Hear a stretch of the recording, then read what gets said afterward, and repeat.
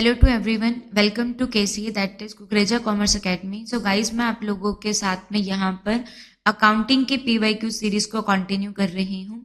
Okay, जिसके अंदर ये आप लोगों के पास में यूजीसी नेट कॉमर्स के पीवाईक्यूज हैं। तो यहाँ पर हम लोग दिसंबर 2013 के क्वेश्चंस को हम लोग कवर करने वाले हैं। एक हम लोगों ने कल क्वेश्चन किया था कल की सीरीज के अंदर, जहां पर हम लोगों ने क्या पढ़ा था, एक वैल्यूएशन ऑफ शेयर। तो शेयर की वैल्यू को कैलकुलेट करने के लिए हम लोगों के पास में क्या रहता है, जो फॉर्मूला रहता है उसमें हम लोगों ने ये देखा था कि नॉर्मल रेट ऑफ रिटर्न को फाइंड आउट करने के लिए क्या क्या क्राइटेरिया होते हैं। तो वहां पे जो आप लोगों के पास में फॉर्मूला रहता है वो आप लोगों के पास में क्या होता है, शेयर की वैल्यूएशन का। तो जो शेयर की वैल्यू होती है उसको कैलकुलेट करने के लिए हम लोगों के पास में क्या फॉर्मूला होता है, expected rate of return divide by normal rate of return. यहाँ पे हम लोगों के पास में क्या फॉर्मूला रहता है, expected rate of return normal rate of return multiply कर दिया जाता है किससे, paid up value of share से मल्टीप्लाई कर दिया जाता है। ओके, तो ये आप लोगों को क्या करना है, रिमेंबर करना है। तो जो शेयर की वैल्यूएशन का फॉर्मूला हम लोगों के पास में रहता है, ये क्या होता है, value of share is equal to expected rate of return divide by normal rate of return multiply paid up value of shares रहता है। Okay,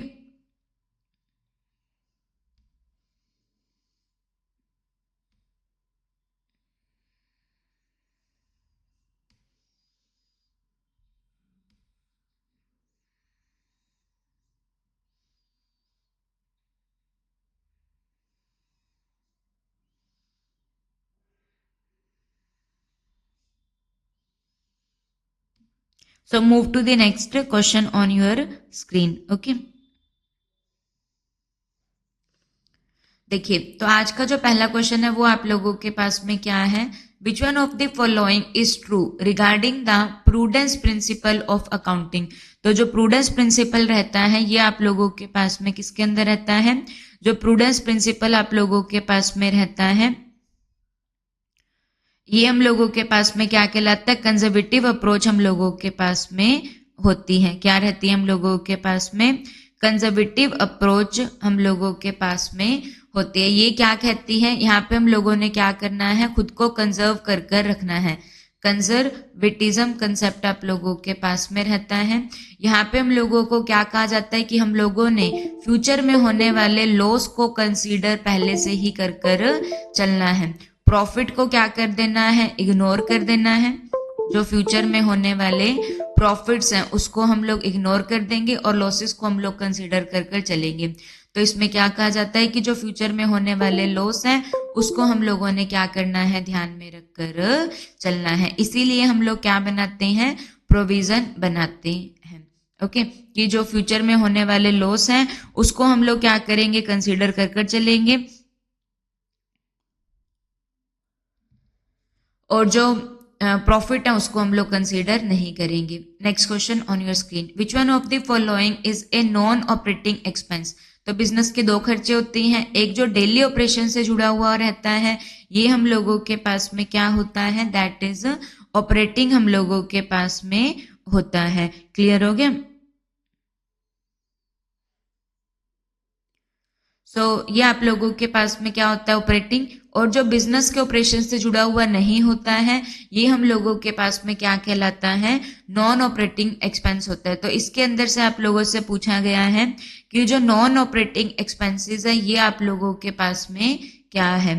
okay, non operating expense जो है ये हम लोगों के पास में क्या हो जाएगा, जो इंटरेस्ट ऑन लोन है ये आप लोगों के पास में क्या रहता है, बिजनेस से जुड़ा हुआ और मेन ऑपरेशन से जुड़ा हुआ खर्चा नहीं होता है।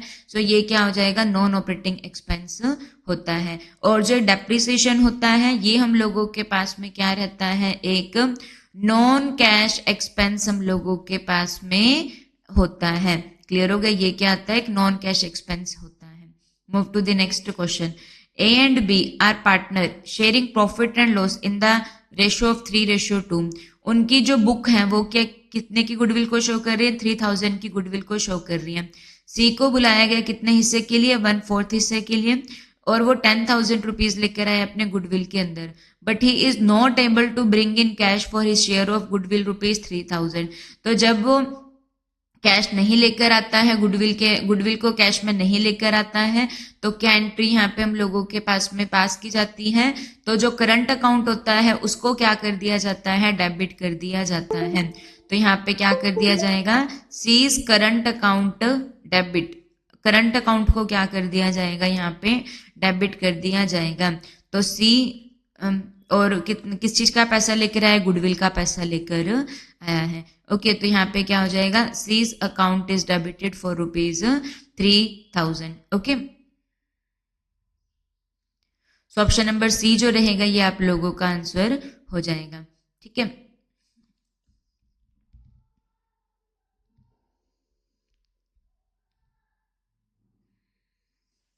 सो मूव टू दी, तो यहाँ पे किसी का करंट अकाउंट जो होगा वो डेबिट हो जाएगा।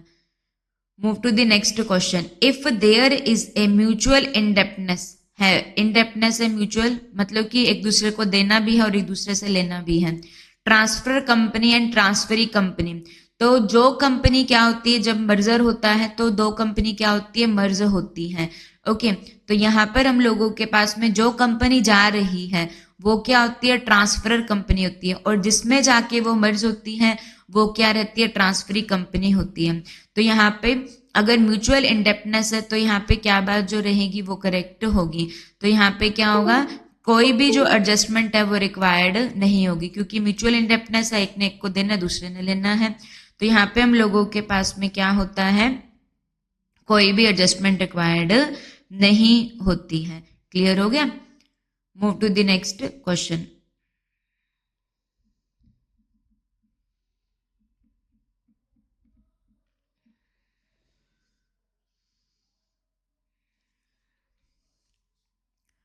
Improvement in a profit volume ratio, PV ratio होता है आप लोगों के पास में। जो पीवी रेशो रहता है इसका फॉर्मूला हम लोगों के पास में क्या रहता है? कंट्रीब्यूशन बाय में सेल जो होता है ये हम लोगों के पास में क्या कहलाता है?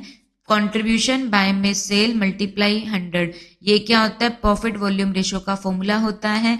या फिर हम लोगों के पास में पीवी रेशो का क्या फॉर्मूला होता है? चेंज इन प्रॉफिट, प्रॉफिट में क्या चेंजेस आते हैं? Divide by change in sale. Change in profit इसको क्या कर दिया जाता है? डिवाइड कर दिया जाता है किससे? चेंज इन सेल से, और मल्टीप्लाई कर दिया जाता है किससे? 100 से। तो ये आप लोगों के पास में क्या आता है? पीवी रेशो आता है। ठीक है जी, तो ये हम लोगों के पास में आ जाएगा।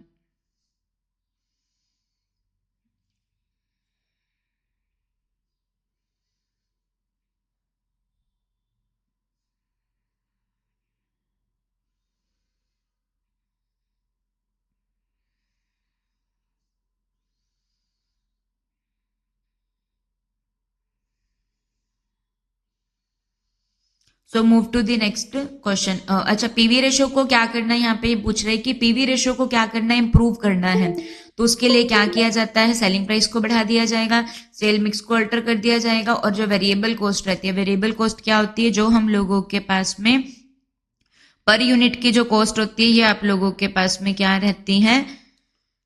वेरिएबल कॉस्ट होती है, जो क्या होती है? प्रोडक्शन के साथ में चेंज होती है। तो पीवी रेशो को इंप्रूव करने के लिए ये सब किया जाएगा। Next question. The present value of the future contribution of employees, तो फ्यूचर कंट्रीब्यूशन है एम्प्लॉइज की, एम्प्लॉइज कितना कंट्रीब्यूट करेंगे फ्यूचर के अंदर। तो इसके लिए हम लोगों के पास में, आप लोगों के पास में कौन सा मेथड रहता है? दैट इज, जहां पर हम लोगों को क्या करना है?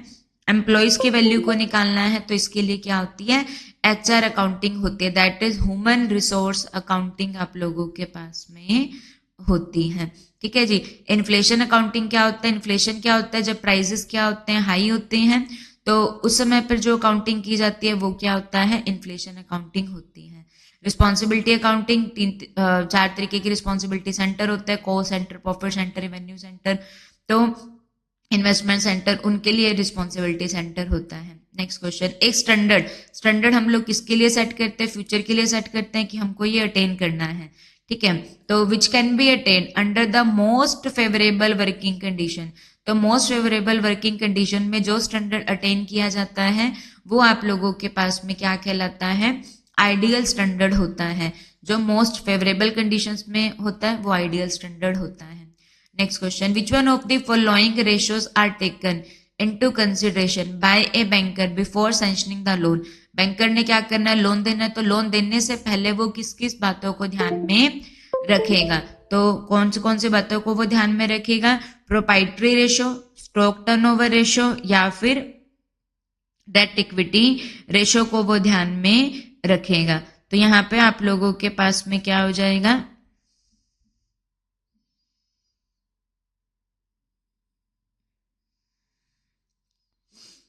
तो बता दीजिए। तो यहाँ पे हम लोगों के पास में क्या आ जाएगा, तो वो डेट इक्विटी रेशो को, क्योंकि लोन देने से पहले उसको ये देखना होगा कि फर्म के अंदर कितना डेट है और कितना इक्विटी है। तो इसका फॉर्मूला जो रहता है वो आप लोगों के पास में क्या रहता है, डेट बाय में इक्विटी आप लोगों के पास में होता है। जो डेट होती है वो आप लोगों के पास में आउटसाइड लायबिलिटी होती है और जो इक्विटी होती है ये हम लोगों के पास में इंटरनल लायबिलिटी होती है। ओके जी, तो ये आप लोगों के पास में यहाँ पर आ जाएगा। ओके, तो जो प्रोप्राइटरी रेशो होता है इसका फॉर्मूला हम लोगों के पास में क्या रहता है, तो प्रोप्राइटरी रेशो का फॉर्मूला क्या होता है, याद रखिएगा। प्रोप्राइटरी रेशो का फॉर्मूला क्या होता है, share holder fund divide by total asset होता है। प्रोप्राइटरी रेशो का फॉर्मूला क्या होता है, share holder fund divide by total assets हम लोगों के पास में रहता है। क्या होता है, share holder fund divide by total asset multiply 100। तो ये प्रोप्राइटरी रेशो का फॉर्मूला होता है। स्टॉक टर्नओवर रेशो का क्या फॉर्मूला होता है, cost of goods sold divide by average inventory हम लोगों के पास में होता है। ठीक है, कॉस्ट ऑफ गुड्स सोल्ड में क्या होता है हम लोगों के पास में, net purchase opening stock plus में नेट परचेज प्लस में direct expenses minus closing stock कर दिया जाता है। तो डेट इक्विटी रेशो को हम लोग यहाँ पे ध्यान में रखेंगे। Next question, zero based budgeting. Budget क्या बनाए जाते हैं, फ्यूचर के लिए बनाए जाते हैं, तो ये बजट होता है। तो जहां पर हम लोग क्या करते हैं, बिल्कुल स्टार्टिंग से स्क्रैच से क्या करते हैं, बजट बनाते हैं। ठीक है, वैसे तो जो बजट होगा वो फ्यूचर के लिए बनाया जाता है बट उसका बेस प्रीवियस ईयर होता है। बट जहां पर हम लोग बिल्कुल जीरो से बजट बनाते हैं, स्क्रैच से बजट बनाते हैं, तो ये क्या कहलाता है, जीरो बेस्ड बजटिंग होता है। गुडविल और कैपिटल रिजर्व, ये क्या होता है, जब क्या किया जाता है, एक बिजनेस ने दूसरे बिजनेस को परचेज किया, अगर वो क्या करता है, ज्यादा पे करता है, जो परचेज कंसिडरेशन है वो क्या है, अगर वो ज्यादा पे कर रहा है, जो एक्चुअल कैपिटल एम्प्लॉयड है उससे ज्यादा वो पे करता है परचेज कंसिडरेशन, तो ज्यादा पे करता है, तो वो आप लोगों के पास में क्या बन जाता है, गुडविल बन जाता है। और अगर परचेज कंसिडरेशन क्या है, कम है, वो कम रुपए दे रहा है, और जो एक्चुअल कैपिटल एम्प्लॉयड है वो क्या है, ज्यादा है, तो कम दे रहा है, तो वो आप लोगों के पास में क्या कहलाता है, कैपिटल रिजर्व होता है। तो ये जब बिजनेस को परचेज किया जाता है उस केस में होता है, तो ये क्या होता है, बिजनेस कॉम्बिनेशन में होता है। ओके, और जब बजट बनाया जाता है तो आप लोगों को ये पता ही है, जो बजट होता है ये आप लोगों के पास में किस लिए बनाया जाता है, एक्सपेंडिचर्स को कंट्रोल करने के लिए बनाया जाता है। तो सीडी तो ए और बी तो एलिमिनेट हो गया। रिडक्शन ऑफ कैपिटल आप लोगों को अभी अभी हम लोगों ने पढ़ा था, ये किसका पार्ट होता है, इंटरनल रिकंस्ट्रक्शन का पार्ट होता है। तो जो थर्ड होगा वो ए से कनेक्ट हो जाएगा। और बेसिस ऑफ डाइल्यूटेड ये क्या रहती है, अर्निंग पर शेयर होता है। ओके, तो जो ईपीएस होता है अर्निंग पर शेयर, इसका फॉर्मूला हम लोगों के पास में क्या होता है, earnings available for equity share holders. यहाँ पे हम लोगों के पास में क्या रहता है, earnings available for equity share holder, ये हम लोगों के पास में क्या होता है, फॉर्मूला होता है। और इसको डिवाइड कर दिया जाता है किससे, नंबर ऑफ इक्विटी शेयर से। Earning available for equity shares, इसको डिवाइड कर दिया जाता है किससे, नंबर ऑफ इक्विटी शेयर से। तो इससे हम लोगों के पास में क्या निकल आता है, ईपीएस निकल आता है। तो ये दो टाइप का होता है, बेसिक और डाइल्यूटेड। तो बेसिक जो हम लोगों के पास में मेजर करता है profit of A firm divide by number of A share divide the net profit after tax, या फिर earning available for equity share holder, क्योंकि इक्विटी शेयर होल्डर को टैक्स के बाद में ही प्रॉफिट दिया जाता है, उसको डिवाइड कर दिया जाता है किससे, ordinary number of equity share से। लेकिन डाइल्यूटेड के अंदर क्या होगा, जहां पर हम लोग क्या करेंगे, जो हमारे शेयर होल्डर बन सकते हैं, बेसिक में तो हम लोग जो ऑलरेडी शेयर होल्डर हैं उन्हीं को ही क्या करते हैं, कंसीडर करते हैं, जो कंपनी के शेयर होल्डर हैं तो उन्हीं को ही कंसीडर करेंगे। लेकिन डाइल्यूटेड के अंदर जो फ्यूचर में भी शेयर होल्डर बन सकते हैं उनको भी हम लोग यहाँ पे क्या करके चलेंगे, कंसीडर कर चलेंगे। तो डाइल्यूटेड ईपीएस एक बैरोमीटर होता है जो मेजर करता है quality of earning per share of A company. तो डिवाइड कर दिया जाता है नेट अर्निंग को किससे, टोटल नंबर ऑफ शेयर से। और यहाँ पर हम लोग नंबर ऑफ शेयर के साथ में कन्वर्टेबल सिक्योरिटी, मतलब कि ऐसे शेयर जिनको, ऐसे कुछ डिबेंचर होते हैं जिनको इक्विटी शेयर में कन्वर्ट किया जा सकता है, या ऐसे प्रेफरेंस शेयर होते हैं जिनको बाद में इक्विटी शेयर में कन्वर्ट किया जा सकता है, उनको भी हम लोग यहाँ पे ध्यान में रखते हैं, such as ordinary share, warrant, option, convertible, इनको भी ध्यान में रख के चला जाता है। तो ऑब्वियस सी बात है बेसिक के अंदर क्या होंगे, नंबर ऑफ पार्टीज कम होंगी तो इसकी वैल्यू क्या आएगी, हाई आएगी। लेकिन डाइल्यूटेड में बहुत सारे स्टेक होल्डर हो जाएंगे, स्टेक मतलब कि, तो यहाँ पे वैल्यू क्या रहेगी, लो आएगी। Okay, so move to the next question. Dividend paid out of the pre acquisition profit. Company बनने से पहले का जो होता है, कंपनी को एक्वायर करने से पहले क्या होता है, प्री एक्विजिशन प्रॉफिट होता है। तो होल्डिंग कंपनी जो होल्ड कर रही है, किसके अंदर होल्ड करती है, सबसे कंपनी के अंदर होल्ड करती है।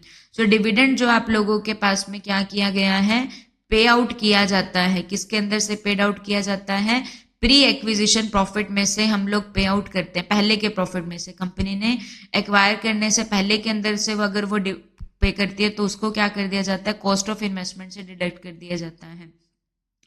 Dividend paid out of pre-acquisition profit by the subsidiary company should be treated as a return of capital to the holding company। ये आप लोग को पता है जो मेन कंपनी है वो क्या है, होल्डिंग कंपनी है। ओके, वो होल्ड करती है, वो होल्ड किसके अंदर करती है, सबसे कंपनी के अंदर होल्ड करती है। और एक होल्डिंग कंपनी है वो कि दूसरे की सब होल्डिंग कैसे बनती है, मतलब कि दूसरी उसकी सब्सिडरी कैसे बनती है, जब वो उसके अंदर मिनिमम 51% शेयर कैपिटल या फिर बोर्ड ऑफ डायरेक्टर मिनिमम 51% उसके होते हैं तो वो उसकी सबसे कंपनी बन जाती है।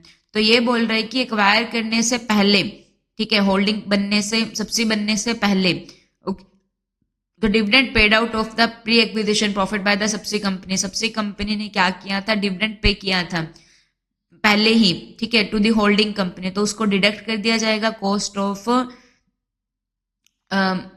इन्वेस्टमेंट से। तो ये आप लोगों के पास में क्या हो जाएगा, करेक्ट हो जाएगा। और जो डिविडेंड पे आउट किया जाता है pre acquisition profit by the सबसे कंपनी, तो वो तो ये डिविडेंड पे कर रही है तो वो क्या होगा, क्योंकि एक्वायर करने से पहले का, तो वो होल्डिंग के लिए रिटर्न बन जाएगा। So both are the correct statement. And this is the last question. Increasing the value of closing inventory. Closing stock होता है तो आप लोग उसको कहाँ पे दिखाते हैं, ट्रेडिंग अकाउंट की क्रेडिट साइड में दिखाते हैं। तो अगर हम लोग अपने क्रेडिट साइड को ज्यादा दिखाते हैं तो ऑब्वियस सी बात है उस ईयर का, जिस ईयर के अंदर हम लोगों ने शो किया है, उस ईयर का क्लोजिंग स्टॉक क्या हो जाएगा, अगर ज्यादा शो किया है तो प्रॉफिट भी क्या हो जाएंगे, ज्यादा शो करेंगे। तो ये करेक्ट हो जाएगा। Increasing the value of A closing inventory reduce the cost of goods sold. तो कॉस्ट ऑफ गुड्स सोल्ड का फॉर्मूला हम लोगों ने अभी अभी पढ़ा था। तो ये क्या रहता है हम लोगों के पास में, ओपनिंग स्टॉक प्लस में नेट परचेज। नेट परचेज क्या होता है, purchase minus purchase return, plus में क्या होता है डायरेक्ट एक्सपेंसेस, माइनस क्या कर दिया जाता है, क्लोजिंग स्टॉक को माइनस कर दिया जाता है। ओके, तो अगर हम लोग क्या करते हैं, इस क्लोजिंग स्टॉक की वैल्यू को ज्यादा कर देते हैं, पहले ये 10,000 था, सपोज अभी 20,000 हो जाएगा, तो इसकी वैल्यू क्या हो जाएगी, ऑब्वियस सी बात है कम ही होगी ना, है ना। तो ये क्या हो जाएगा आप लोगों के पास में, रिड्यूस हो जाएगा। So both are the correct statement. So this is for today session, hopefully you clear all the things. So thank you so much to everyone.